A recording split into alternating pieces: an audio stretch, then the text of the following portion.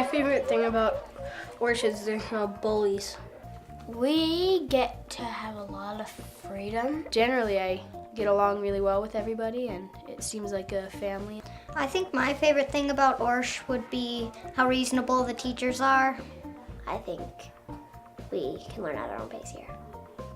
It's my favorite school in the whole wide universe.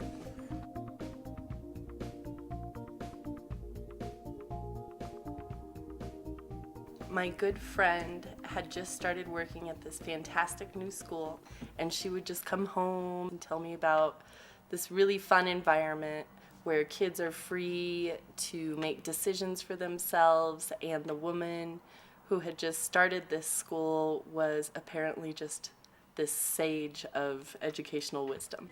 I taught in the public school system for many years, and I continued to see unutilized potential. But in the summer of 2008, I created a summer camp where I invited kids from 1st through 6th grade to come together to learn and do projects.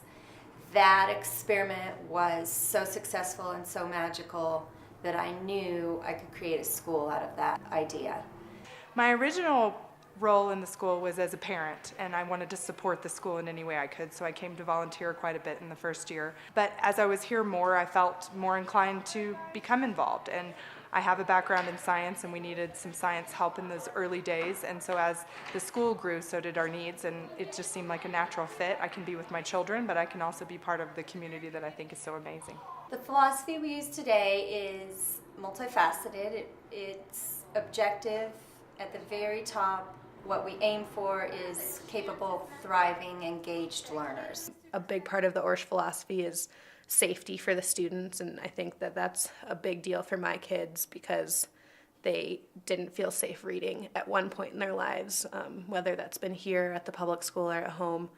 And so I really try to make them as comfortable as possible and provide an environment that just feels so safe so that they can get beyond the fear of reading and really learn to love it.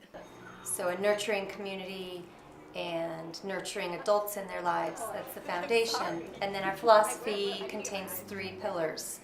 The first pillar is independence and freedom. We've discovered that students thrive with the ability to go at their own pace and choose some of what they want to choose throughout the day, and the freedom to do it the way they'd like and seek knowledge the way they'd like. Sometimes we can choose our work level, and I usually choose something. I don't choose something that I'll get really good grades on. I usually choose something that will challenge me. The second pillar, and immensely important, is simply creativity. It increases engagement, it increases their knowledge for the subject matter, they enjoy every moment of their day, and they become very broad, very intelligent thinkers. And Miss Elizabeth. That's your family? We get to do math problems, but we also get to glue them onto a piece of paper and make them something like a animal or a bridge or something like that. The third pillar is to let the kids experience their education in as many different ways as they can to help grab and engage them and keep it moving and dynamic. We learn things in a more fun, hands-on way. You can be the magician. I'm a millionaire.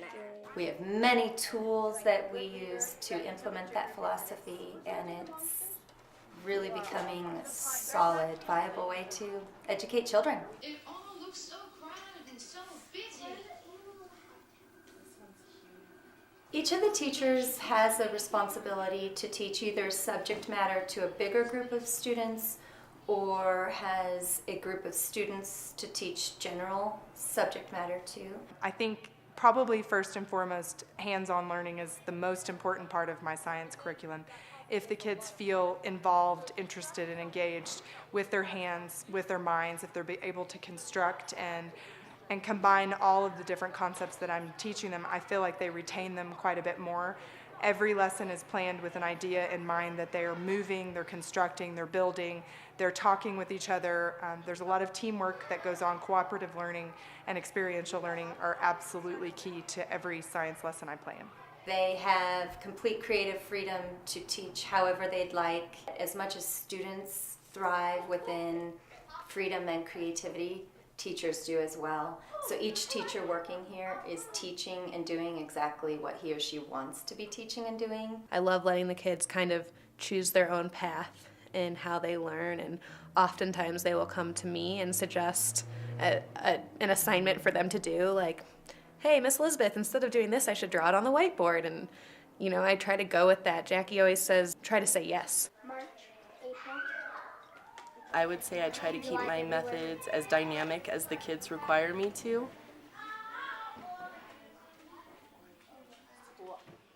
All right, kiddos, you can go grab. We start our mornings with a multi-age meeting where we become family and discuss what we've done over the weekend or what's been bothering us during the day. Are you surrounded by mean people? No.